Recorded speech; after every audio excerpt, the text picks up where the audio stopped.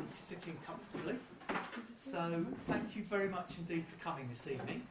And I think you're going to have a really fascinating evening. We're talking tonight about the human rights crisis in Iraq. And I'd like to welcome you on behalf of the two groups who are organising this evening's event.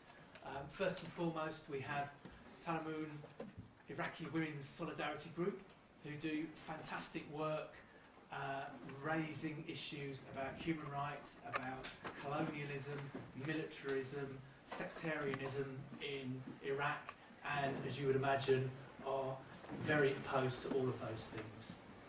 And Tadhamun are working closely with Reading Peace Group from locally to organise this evening's meeting. And Reading Peace Group have been involved in campaigning on Iraq for many, many years. So my name's Peter Burt, I'm from Reading Peace Group, and we've got three fantastic speakers for you this evening. From my left, we have Tahrir Swift, we have Haifa Zangana, and Zainab Khan.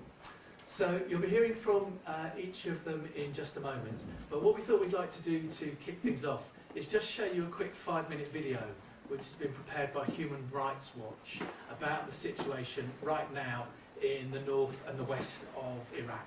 So if you'll bear with us for a moment, we'll just have a quick look at that. So we're all going to shuffle around now.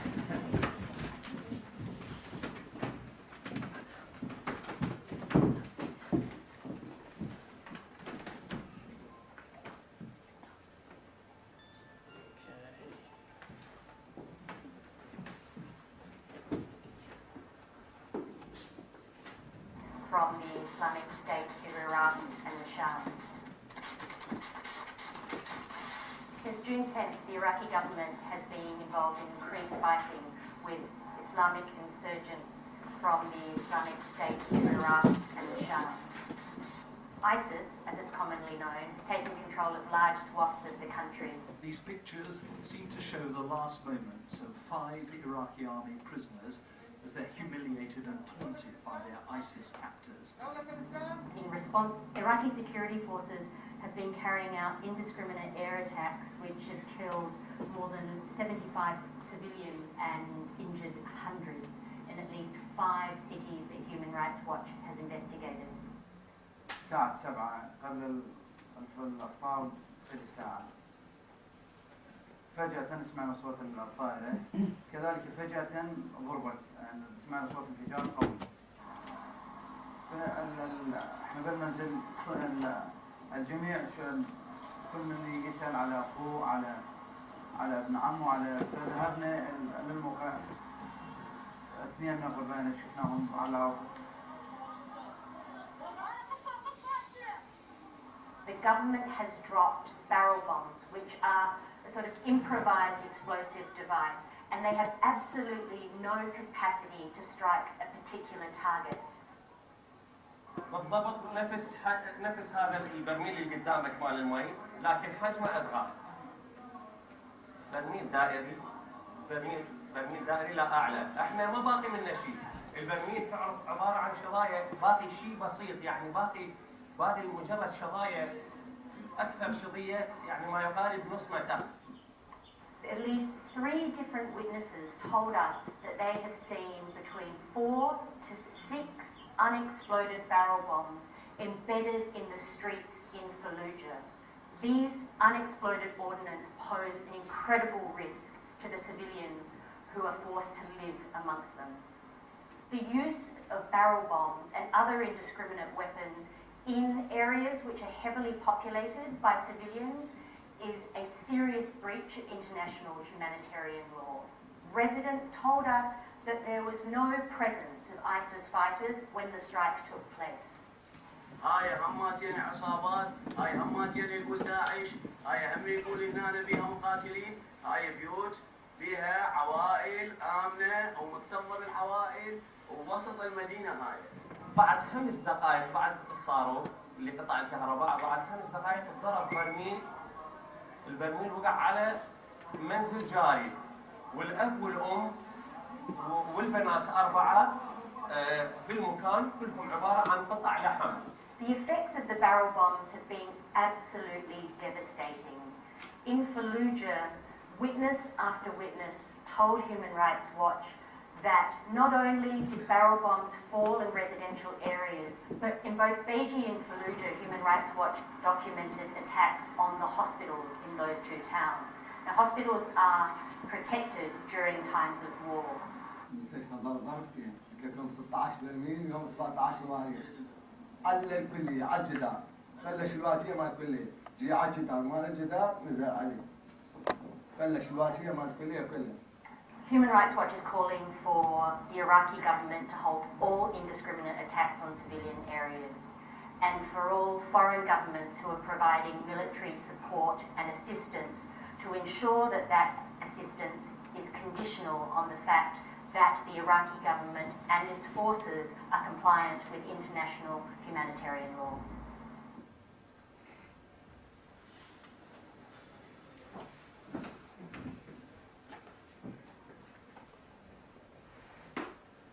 Okay.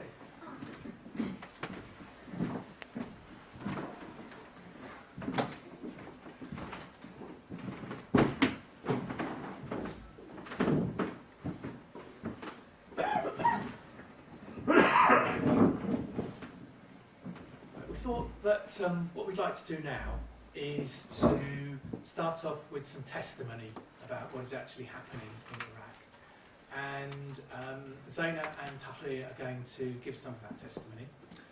And then Haifa will talk for a little while about the general situation and the general issues. And then hopefully we'll have plenty of time for questions and answers.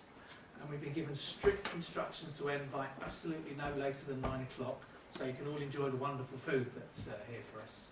And there'll be plenty of time for chatting and socialising afterwards. So that's what we're going to do. And I'm going to start off by asking Zainab here to give some testimony from one of our friends who's here tonight but is unable to speak herself about what is actually happening in Mosul right now. So, Zainab, would you like to do that? Yep. And would you mind using the microphone, which means you might have to stand over there so we can get it all on video and everything. Okay. You might have to turn it on as well. Careful. Okay. Is that... That's, Turn it on there. is this working now? Yeah. Okay. On the 10th of June 2014, ISIS imposed its control over the city of Mosul, the second largest city of Iraq, 400 kilometers north of Baghdad. Also extended its activities beyond to the provinces and other areas of the country. My name is Nawal al Obeidi. I am from Mosul city, and all my relatives are currently living in Mosul. I will read to you the gist of what my relatives have been telling me during phone conversations. Before the withdrawal of the government forces from Mosul, they used to tell me about the government's regular curfews, and that is since the invasion of Iraq in 2003. They will tell me about the raids on their homes. Their biggest fear when the raids happened was that one of the soldiers would get angry and discharge his weapons, damaging the house or worse, even killing someone. They often thought if their ID cards could be confiscated or the ration cards could be stolen, are they going to steal their money, jewellery, mobile phones or other valuables? I advised them to bury documents and valuables somewhere safe. They replied, "We have to prepare ourselves in case we have to offer them something in return for not harming us, not arresting any of us and not molesting our women." The other subject they normally complain about is transport and movement within the city. A 10 to 15 minute journey took 2 to 3 hours. Journeys to and from work or hospitals have to be taken through diverted roads due to the concrete barriers being set up between neighbourhoods, and hundreds of checkpoints where they get stopped, searched every day. This is the daily harassment and humiliation they are subjected to. Corruption is rife, and applying to renew or obtain official documents, identification or nationality documents costs money in bribes. Without bribes, nothing gets done. After the withdrawal of the government forces, there was a relief that the government harassment checkpoints has ended and concrete barriers were removed from the roads and curfews were ended as well.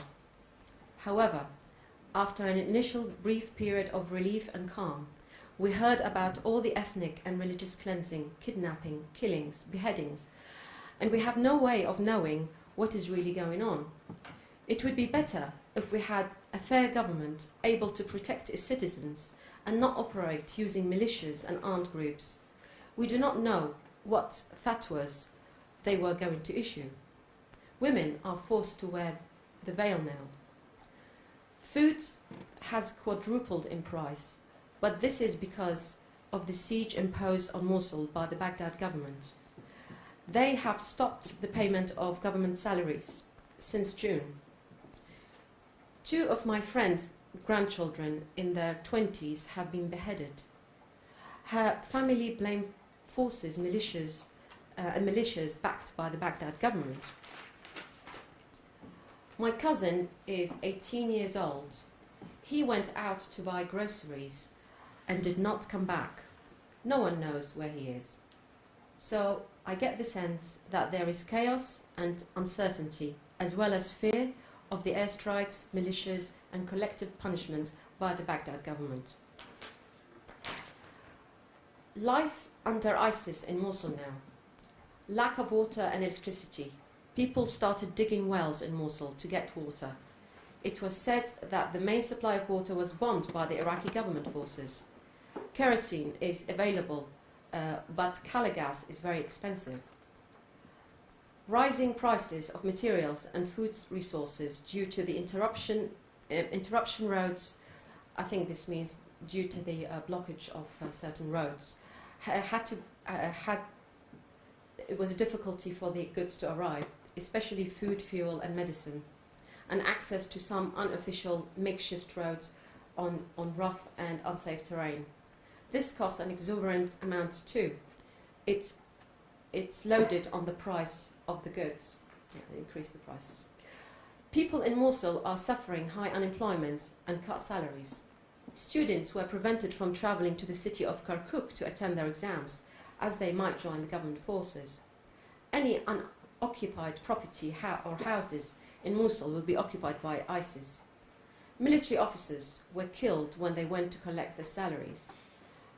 Mosul citizens complained of the scarcity of the agricultural products and goods and oil derivatives, while attributed partly to the